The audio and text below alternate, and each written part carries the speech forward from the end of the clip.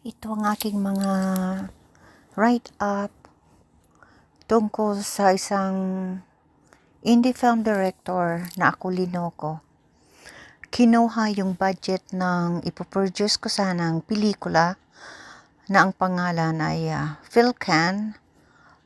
Mga anak ko ang dapat nandoon sa pelikula, pero ang picking director na yon ay kinuha ang budget at yun, nawala. Umuwi kami sa Pilipinas. Ginawa lang kaming ATM machine, milking cow, at wala yung pelikula. Pinirahan lang kami.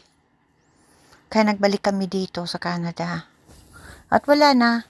At ninakaw pa yung mga alahas ko. Sinanglaan niya sa pawn shop. Grabe yung ginawa niya sa akin. Masamang magtiwala talaga basta-basta. Yan ang yung pinakamahirap na ginawa ko sa buhay ko, kung bakit nagtiwala ko basta-basta.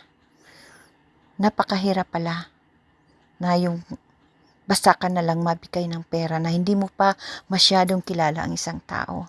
Ito ay lesson sa akin, at sana kung sino man ang gustong pumasok sa showbiz, mag-produce ng pelikula, huwag nang kumaya sa akin na basta na lang mabigay ng pera. Okay. Maraming salamat. God bless everyone. Thank you.